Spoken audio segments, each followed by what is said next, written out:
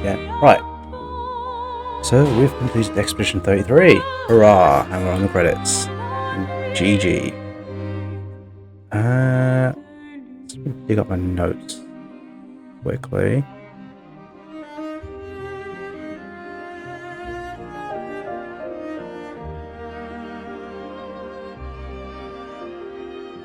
Cool. Right, I've not actually made any notes on this, so I've only got a couple of bullet points, but we completed it, so let's go story then. First point. Yeah, I love the story. It is a brilliantly written game. The characters are very well developed. They all have their own individual motivations, and they all have their own, say, strengths and weaknesses, and they bounce off each other in terms of character interaction. And they interact with the overall plot with that in mind as well.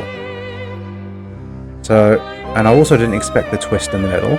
I'll try and keep this as spoiler-free as possible. Yeah, all my theories, well, a good chunk of my theories from before Act 3 didn't really quite hit the mark. There are hints here and there. Some of it was correct, some of it wasn't. But totally didn't expect, the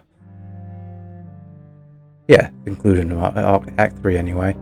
But overall, I think it was really well done. I quite like the fact that the ending isn't necessarily the best ending you can get. So, yeah, overall, I would give the story, I want to give it a 10 out of 10. Just trying to think if there's any downsides I came across in terms of the writing. No, so yeah, story 10 out of 10. Put that somewhere very quickly. Put that in the chat actually whilst I'm at it. So, story 10 out of 10. What's about the notes? What's next? So, after story was the characters. I just spoke about them. I love all the characters. Absolutely nothing wrong with them at all. They all are very well written people, so again, I'll give this 10 out of 10 as well. SK is still the best character, I might add.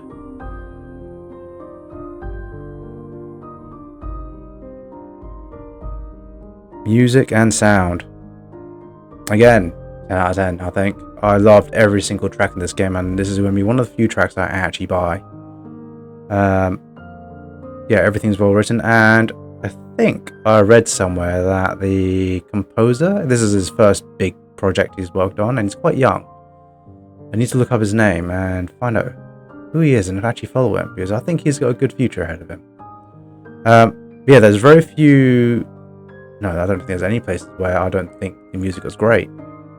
So yeah, from standard battles all the way until the area maps, boss fights, all it was great. So again, music, 10 out of 10.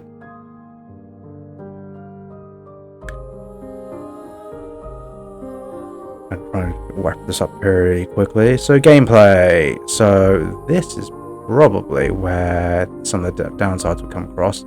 Gameplay is overall fantastic. I quite like the whole structure of it. So the overall combat system is brilliant. I quite like the fact that they've gone turn-based, but they've kept it interactive as well, with the parry, the dodge, basically your reactions, and then you've got your actions as well. So that in itself was pretty good. Downside to the combat was, I think most people would say, agree with me, in that people can be turned off if they aren't great at parrying or dodging. I didn't mind the dodging side of things, I kept with that, but I don't think I'm good enough to be to parry things. So that did lock me out of winning some boxes, but that comes out of a skill issue and just makes the game harder. So I appreciate that. It's room for me to improve if I want to grab those bosses where parrying is required. Certainly takes learning and everything like that, but I don't have the time and I don't really fancy learning. So I can accept that some parts are locked out to me, and I have room to grow into it in the future and actually try and complete those parts. Outside of the combat though, the side questing, yeah, they're fairly fun. The As frustrating as gestural beaches are, I think the rewards are... they're good enough for what they are. I mean, they're cosmetic, they're not game-changing weapons or anything like that. And the gesturals are just amazing. So, yeah. Are there any other side quests? No. Two downsides, I think, would probably be no map. Did really test my sense of direction, but that's a very minor niggle for me. I got around it plenty fine.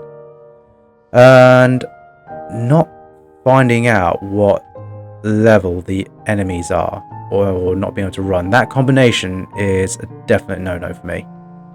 Like, as soon as I get into a fight where the enemy is insanely strong, there's no previous warning to say you shouldn't be fighting this guy, or you are far too low a level to deal with them, and then not being able to run.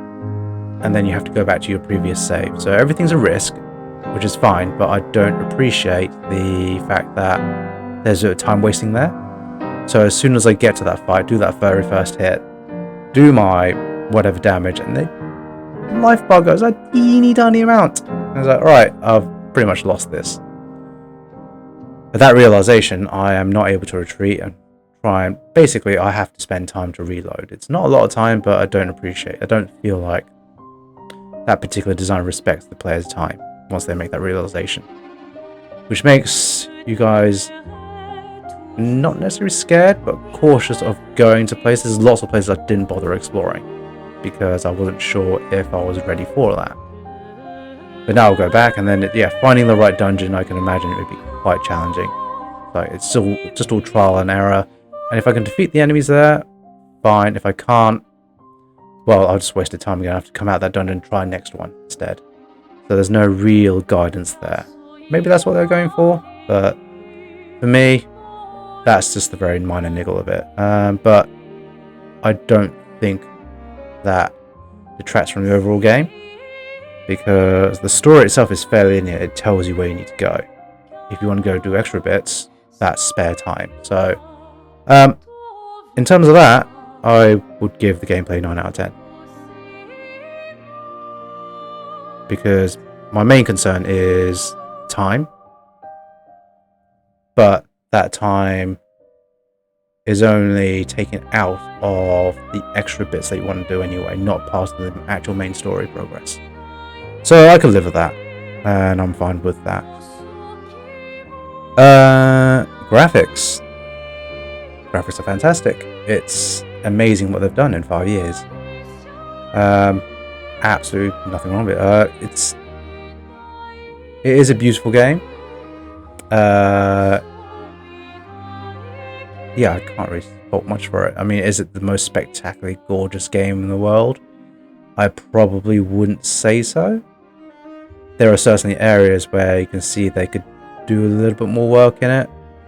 But for the size of the team and what they've done, they've achieved amazing things with the Unreal Engine. So, yeah, I don't think it's the best, but I think it is a very beautiful game. So, graphics, 9 out of 10. Oh yeah, gameplay as well. PC version keeps crashing. Although, I'm now at 2 hours and 38 and the game has yet to crash on me. So, maybe their last patch fixed it. Fingers crossed, but it took far too long. Basically completed the game now and they fixed it, so it's pointless for me now. So, yeah. So, overall score. So, those are the 5 bullet points I've come across. So, what is the overall score for that? That's 10 plus 9 plus 9 equals 48. Divide that by 10. Not 10. More on. Divide that by 5. So, overall score is 9.8 out of 10. Type that in. Cool. So yeah, what are my recommendations for this game? I think everyone should play it, personally. Well, if you like RPGs, that is, I don't think people should give it a miss. And I think the sheer volume of people playing it on release is testament to that. Yeah, it's a brilliant game. I think it's worth playing. The story is solid. They don't mess around with the themes, as you might find in JRPGs, where it can be a bit silly. They've taken a fairly serious tone with this, and they injected jokes where it is appropriate, and kept it the right tone as well. So yeah, recommendations. Yes, I think everyone should play this game if you love JRPG or play JRPGs or RPGs overall, especially if you like turn-based RPGs. I think there's some stuff there for people who like action RPGs as well, given the reaction system. That certainly will test people's abilities. But yeah, the only advisement I'd give is to do with that combat system as well. If you aren't good at your reactions, or if you don't like the parry system there, or dodging or anything like that, well timed dodging or parrying or whatever, then this may not be the game for you. But at the same time, it might be worth shifting the gears all the way to easy and just enjoy the story for what it is. So yeah, recommendation, I recommend this game very highly, but with that advisement of the gameplay side of things. So yeah, those are my thoughts for Expedition 33. That's somehow come up to 11 minutes, even though I tried to rush through it as close as I can. Will I play it again? I probably will, but out of stream. Let's continue to do. Continue puts me back here. Puts me here. Oh, you naughty kid. Okay. Well, you're new. Yes, yeah. Doing what needs to be done. What I can't do anymore.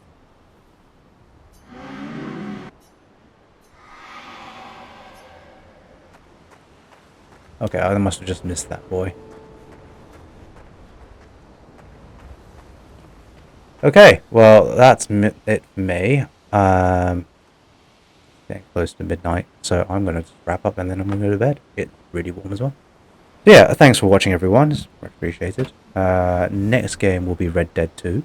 So, yeah, I'll see you when I next come online. Until then, take care, and I'll catch you all around. Bye-bye.